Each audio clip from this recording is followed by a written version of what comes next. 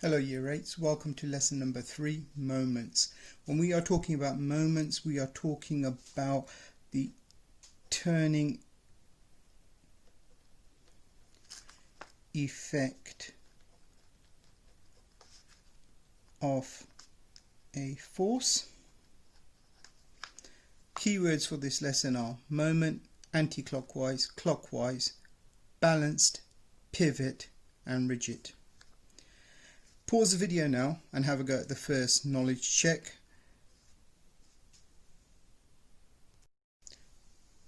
Let's go through the answers of the first knowledge check.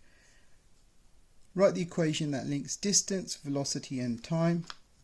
Distance equals velocity times time. Write the equation that links voltage, current and resistance. Voltage equals current times resistance. Question number 3, write the equation that links weight, mass and gravity.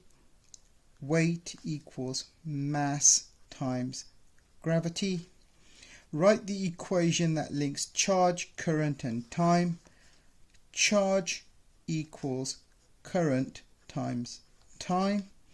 Write the equation that links pressure, force and area. Pressure equals force divided by area. Question number 6, write the equation that links work, force and distance.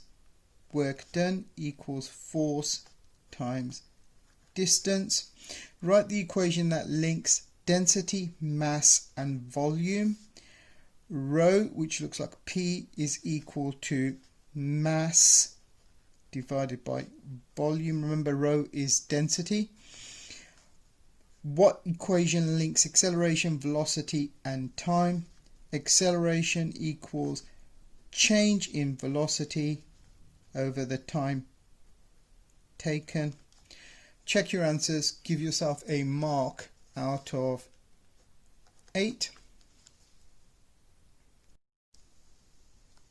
The question we are trying to answer this lesson is, what is a turning force and how do you calculate a moment?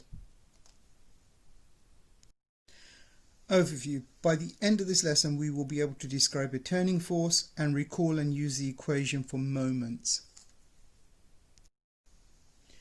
So before we start the lesson, we're just going to look at some of the terms that we're going to use in this lesson. The easiest way to look at this is if we consider something that we're used to. So this is a seesaw. In the middle we have the point around which the seesaw turns. This is the bar of the seesaw and we can have two people sitting on either side. For now we're just going to consider 1/2. So the point around which the seesaw turns is called a pivot. Another word for the pivot is a fulcrum. This is a point about which the lever turns. Now the bar, the straight part of it, we call either a lever or a bar. The person that's sitting on the end has a weight, which is a force, so the force acts perpendicularly downwards due to gravity.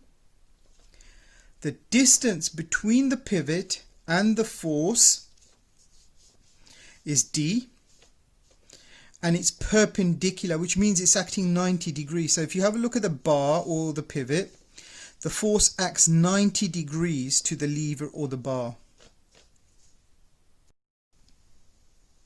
It's important to realize the force is perpendicular to the pivot or the lever. Last year we had a look at a force which was parallel to the object and it moved over a distance. We looked at this when we looked at work done. So when we move an object we do work.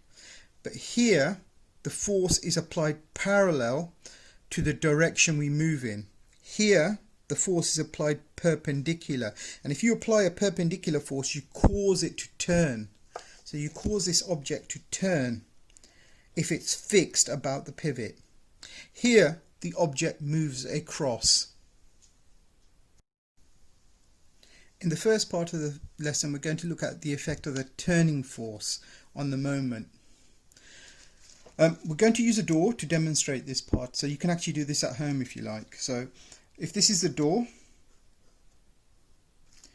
on the edge we have the hinges, so this is going to act as our pivot, our hinges, and over here we have the handle. In the first part we're going to push the door near the handle, and in the second part we're going to push the door closer to the hinges. So first part near the handle and second part near the hinges, and we're going to see the difference in the force that we require to close the door. So pushing with one finger near the handle,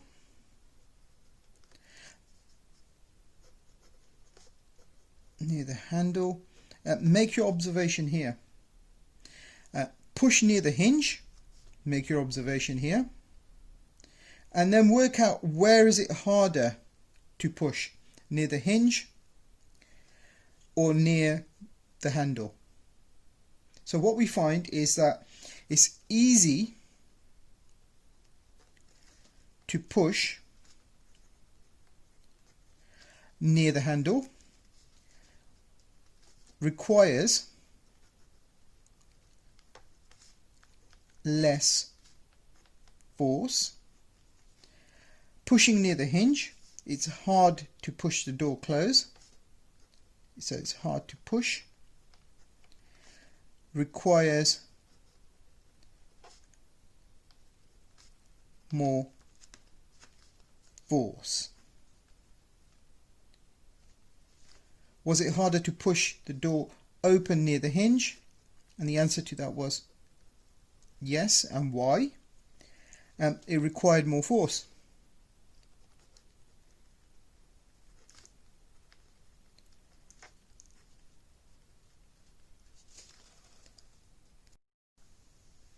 This again shows the effect of distance as well. So effect of distance from the pivot, more force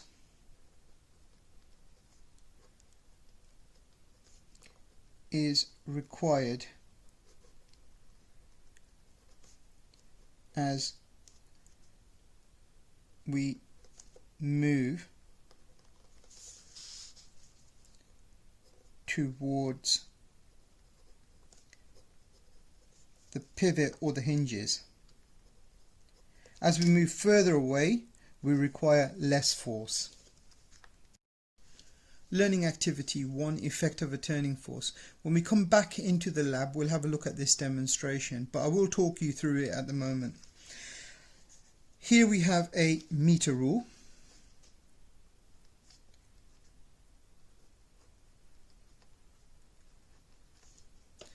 And what we're going to do is hold it with our hands, which is our pivot, from one side of the meter rule. We're going to put a weights carrier,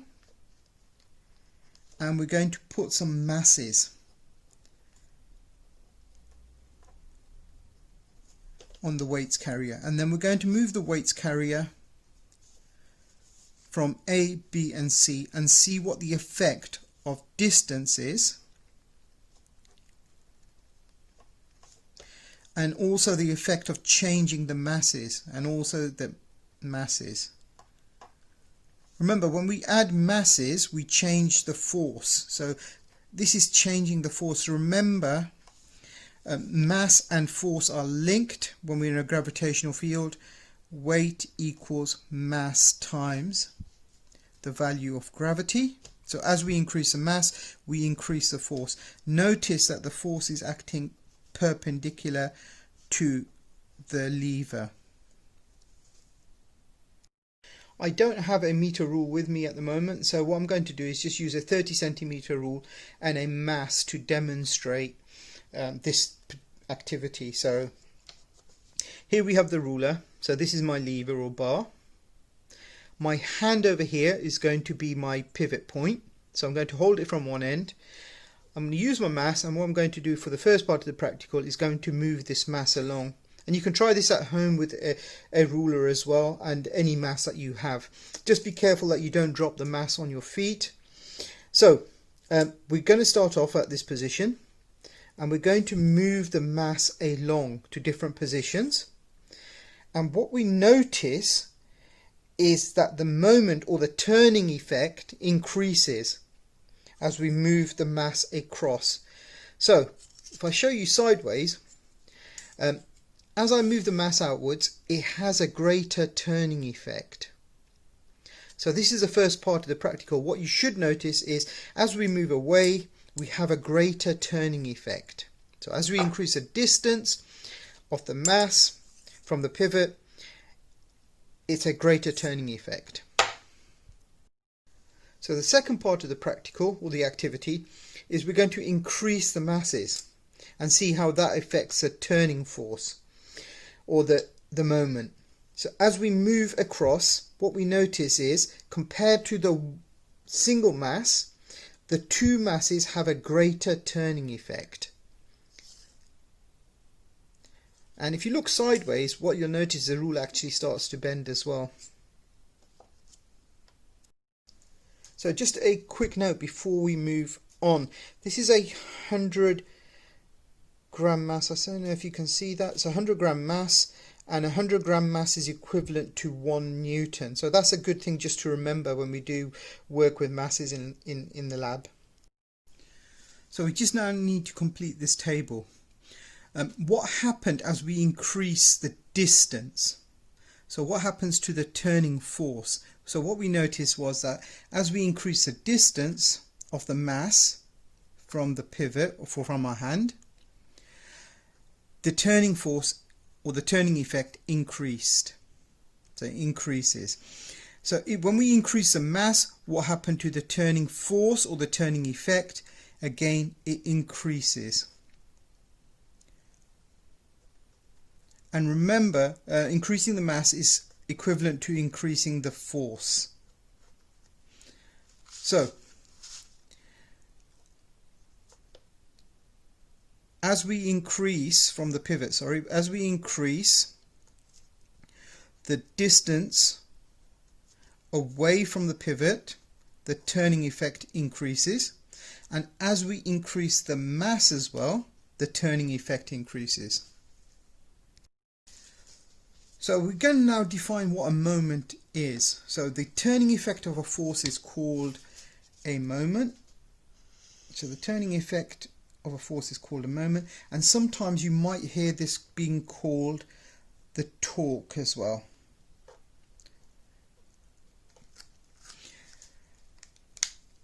As we can see, it depends on the distance. Depends on the distance of the force applied from the pivot and the size of the force. So this is what we learnt in the last activity. We can write this as an equation as well. So moment of a force is equal to force times distance, and as symbols it's m equals F times d. Remember, when we have two letters next to each other, that's the equivalent to m equals F times d. Remember, the units are very important as well, so we need to make a note of the units as well.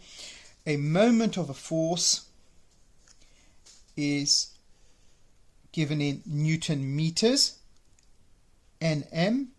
The force, remember, is in Newton, so all forces including weight is in newtons. Distance, the standard unit of distance, is in meters. Remember, this is the perpendicular distance from the pivot.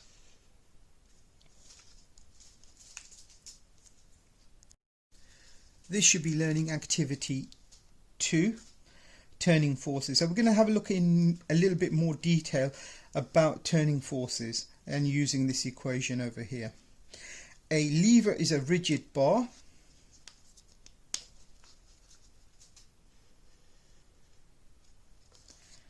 Pivoted around a fixed point. Remember, the fixed point is the pivot. A lever can be used to magnify. So a lever can be used to magnify a force. And this acts as a simple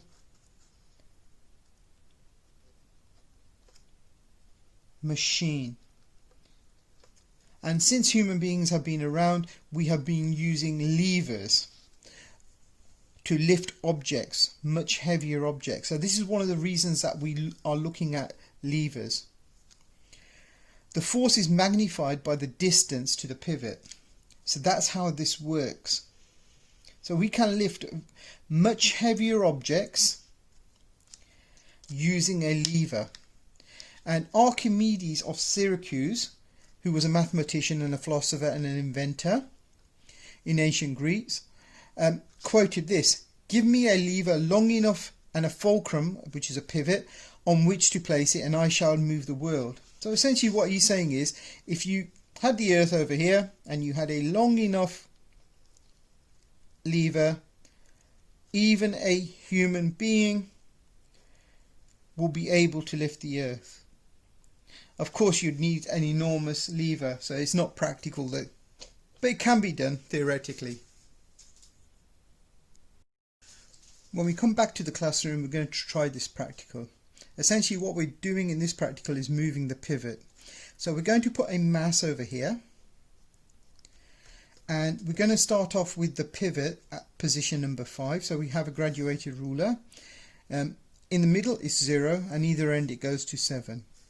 So we're going to start off with a pivot at 0.5, and then we're going to move the pivot to 0.0, and then we're going to move it to 0.5, and we're going to compare the force required to lift the mass. You can try this at home as well. So if you have a ruler, have a pencil as your pivot, put the ruler on the pencil, and you can notice it turns. So what we're going to do is take a mass, any weight you have at home, you can put it on this end over here, and we're going to try and lift the weight and see what the force is. How does it feel? We are then going to move the pivot towards the center, try it again, and finally closer to the mass, and see how easy it is to lift. And we're going to compare the differences between the different positions of the pivot. What you should have noticed is, as you move the pivot towards the mass and you increase the distance over here, what happens is that the force required decreases.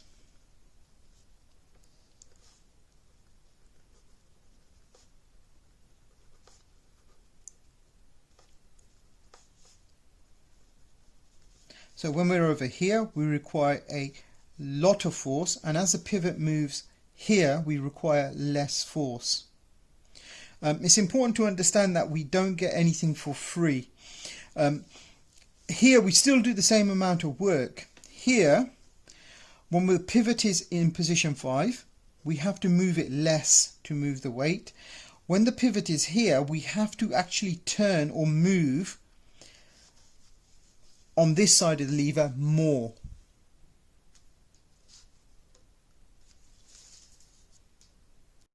When we're in the lab, we're actually going to repeat this practical, but this time we are going to use masses on both sides and see how many masses are required to lift this mass on this end at number 7.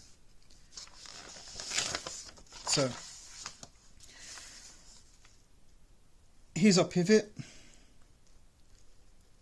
There's our mass at number 7 on the ruler. And we're going to have a mass here. We're going to have different masses that we can move, and we're going to see where it balances. So if we have the mass at position number 7 and the pivot at 0, we then find that we need a mass on this side at position 7. So if this is at 7, we have to balance it using another mass at 7 over here, and that mass will be 1 Newton or 100 grams. So if we have 100 grams on this side, we need 100 grams at the same position on this side to balance it. Now if we have a mass of 200 grams or 2 newtons acting downwards on this side, now we still have 100 grams or 1 newton acting on this side. we find that we have to move this mass closer. So we find out it's 3.5. Now if we have 400 grams on this side and still 100 grams on this side, what we notice is that we need to move this mass closer to the pivot to a position 1.75. Okay, if that wasn't clear, I'll just explain it again over here.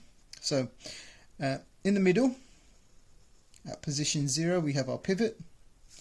Here at 7 we have our mass of 100 grams or 1 Newton force acting downwards. Here we have various masses on this side, and we're going to see where it balances. So we have a mass, if we have a mass of 100 grams, we have to place this at position 7 as well. So this is at position 7. To balance it, we have to place this at position 7 as well. So if that's 1 Newton. If we increase it to 2 newtons, again we have 100 grams or 1 Newton at position 7. We have to move this mass over here, 2 newtons,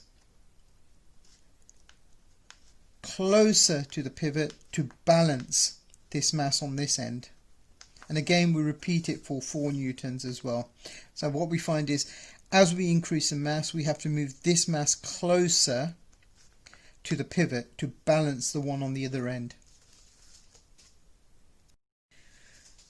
Principle of moments. This time again we are going to repeat the same practical, but now we're going to put some values to it, and we can compare the moments on the left hand side and on the right hand side. Just before we start this practical, I'm just going to show you a schematic of what the practical is. Here we have our seesaw, in the middle we have our pivot, we have our different masses. So we have a mass on one side, on the right hand side of the pivot, and we have a mass on the left hand side of the pivot. The masses can be the same or they can be different. If the masses are the same, to balance it we'd have the same distance, so D1 would equal to D2. Now if we change the masses, to balance it we'd then have to move one of the masses either closer or further away from the pivot.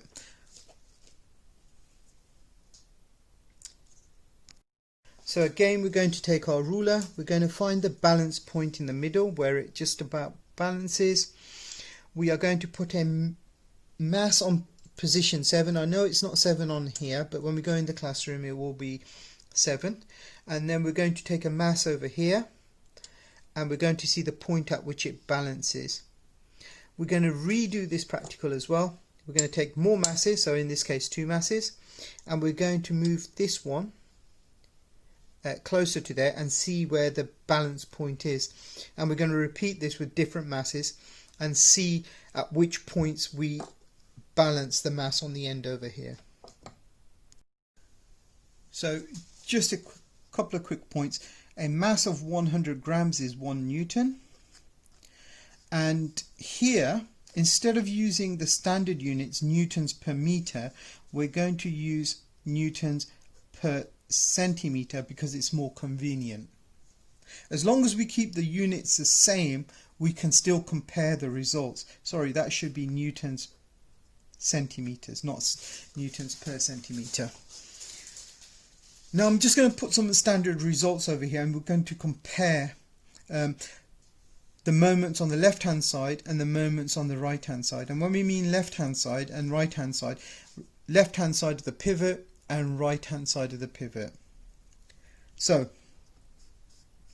if we have a force on the left hand side of 2 newtons and it has a distance of 10, remember the equation for moments is force times perpendicular distance. 2 times 10, the moment on this side is then 20 newtons. Again, if we do the same on the other side, if we now have a mass of 1 Newton on this side, we find that the distance is 20. And if we multiply 1 by 20, the moment on the right hand side is 20. Now, Again, if we now increase the force here, and we have a distance on the left hand side of 5, multiply these two together, 25. On the right hand side we have a force of, say, 2.5. Then what we find is we need to move that mass, or that object, to 10 centimeters. And if we multiply these two together, that will also give us 25 Newton centimeters. Again, if we repeat it for a mass of 100 grams, which gives us a force of 1 Newton, and it's a distance 10 centimeters away from the pivot, the moment on the left hand side is 10, and on the right hand side, if we have a mass of 200 grams, which gives us a force of 2 newtons, we'd have to place that at 5 to balance the mass on the left hand side. And if we multiply these two values together, we also have 10. The important thing to notice here is to balance the two sides, we need to have different moments. We can change the distance, we can change the force, but the moments on the left hand side and on the right hand side must be the same to get the seesaw to balance. Okay guys, we also just make sure that we just need to correct the units here. They are Newton centimeters. Again here, Newton centimeters. Now we're going to repeat the same practical, but instead of having one mass on either side, we're going to have masses at different positions. So what do I mean by that? So here's our ruler and our pivot. Before we had a mass in one position and one mass, single mass on this side. So if I put it this way around, you can see that. This time, for the second part of the practical, what we're going to do is we're going to have one mass over there, and we're going to have different masses on this side. So we're going to have two masses on this side this time, and we're going to do the same thing. We're going to try and balance this single mass on this side using these two masses. So on the left hand side over here, I'm going to have different masses, so 200 grams, 500 grams and 100 grams. And we're going to convert that to force, so 200 grams becomes 2 newtons, 500 grams becomes 5 newtons, and 100 grams becomes 1 newton. So this is where these values come from. I'm going to move this mass along one side of the pivot. So on this side of the pivot, sorry, that should be closer there, that should have one mass. If I then place this 200 gram mass 10 centimeters from this side of the pivot, we get a moment of 10 Newton centimeters. 2 times 10. Now on this side I have two masses, and I'm going to try and balance this. So if my masses are 300 grams or 3 newtons and 100 grams and 1 newton, where do I need to place them to balance it? So if I place the 3 newton one at 2 centimeters and the 1 newton one at 14 centimeters, I can balance the left hand side. So if we have a look at the individual, so this is mass 1 on the right hand side, and this is mass 2 on the right hand side, 1 and 2. What we find is the momentum, well, sorry, not the momentum, the moment due to mass 1 is 3 times 2 is 6 Newton centimeters, and due to mass number 2 it's 1 times 14, it's 14 Newton centimeters. And if we add the two moments on this side, what we find is 20, and if we compare it to the other side, that's also 20, so it's balanced. So what we find here is we can add moments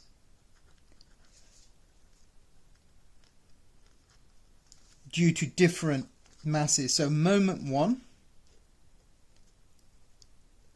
add moment 2 due to mass number 2. So we can add moments together to balance the moment on this side. Again, if we have a mass over here of 500 grams or 5 newtons, force acting downwards, and we placed it at 5 centimeters away from the pivot, we have a moment on this side of 25. And if we have a force of 1 newton on this side, place at 10 centimeters on that side, and a force of 3 newtons at 5 centimeters, if we add the moments produced by these masses, 1 times 10 is 10, and 3 times 5 is 15. So the moment due to mass number 1 is 10. If we place mass 10 centimeters away from the pivot, and if we add these two together is 25. Again, we can repeat this for the last one as well. So the two different masses, if we add the moments due to those two masses, we'll get 10 on this side, and due to the single mass here, we have 10 on that side.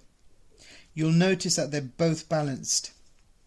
So the moments on the left hand side equals the moments on the right hand side. In year 7 we looked at balanced forces. Just to give you a reminder of what balanced forces are, that's when the resultant force on an object is 0. So if this is my object, I can have a force of 50 newtons acting in this direction. Remember, it's a vector quantity, so direction is important. If in the opposite direction we have 50 newtons, this is balanced. The resultant force is 0. Because they're acting in different directions, we can subtract them. The resultant force is 0 newtons.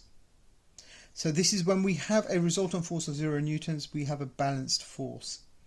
Again, we can do this for a number of forces again. So if we have two forces acting in this direction, 25 newtons, 25 newtons. In the same direction, we add them together.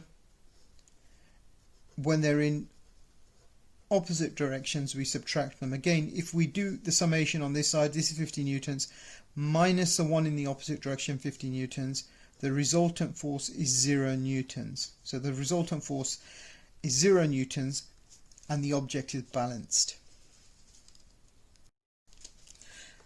Again, we can do the same thing that we do with balanced forces with moments. We can balance moments as well.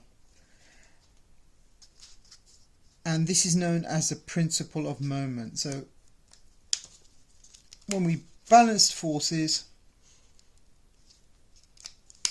the resultant force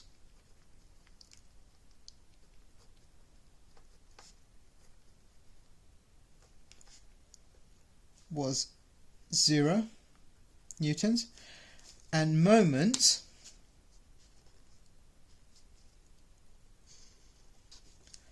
when we balance moments,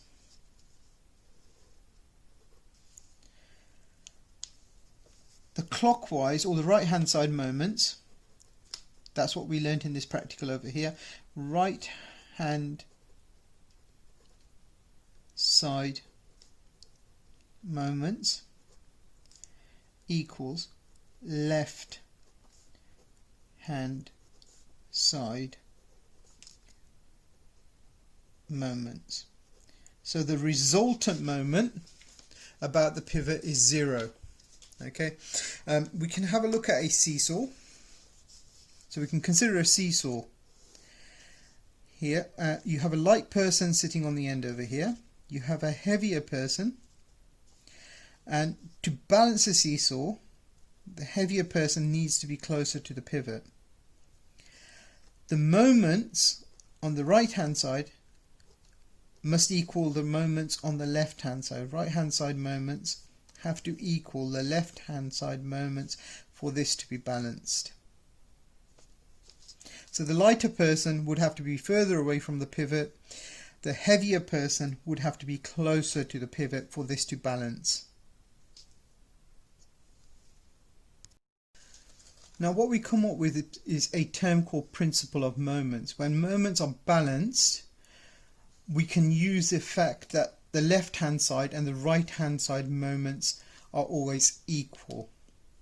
So in the last practical, we noticed the right hand side, or the clockwise moment, was always equal to the moment on the left hand side, or the anti-clockwise moment. I'll explain the anti-clockwise and the clockwise terms just below over here. So this was our seesaw.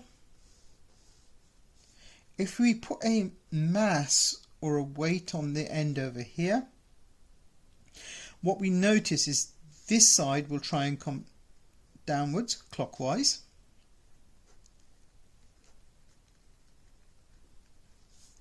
and if we put a mass over here, this side will try and come down this way, and that's anti-clockwise.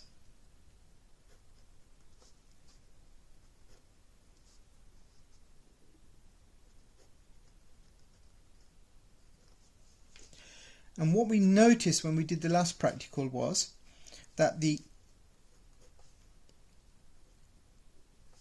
clockwise moments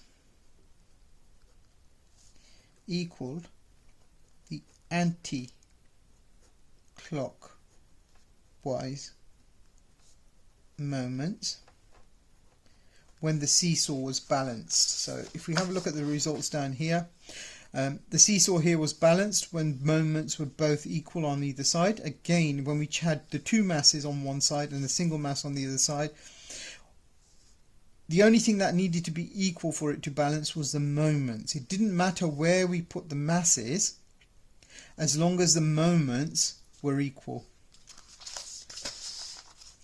So this leads to the principle of moments. To have balanced moments, if an object is balanced, total clockwise moments about a pivot equals the total anti-clockwise moments about that pivot as well. And later on we'll use this effect or this principle to do some further calculations. Now have a go at the last knowledge check. Pause the video now. Welcome back. Name the equation that links moment, force and distance. Moment equals force times perpendicular distance. Describe a pivot. It's a point about which a bar or a lever turns, and it's usually fixed. What's another name for a pivot? Fulcrum. Describe a lever. A lever essentially is a bar. Calculate the moment of a force 4 newtons which is acting 0.5 meters from a pivot. So moment equals force times distance. Force is 4 newtons acting at 0.5 meters, so it's 2 Newton meters. If a person 500 newtons sits 1 meter from the center of a seesaw, how far from the center of the seesaw must a person 250 newtons sit on the other side to balance the seesaw? So if you have a look at this, 500 times 1 is 500 Newton meters. So on the other side, 250 times, we don't know the distance, but it's to be balanced it must be equal to 500 newtons. So what do we need to multiply 250 to give 5? It's 2. So the answer to this is 2. The Greek philosopher who came up with investigating levers was Archimedes.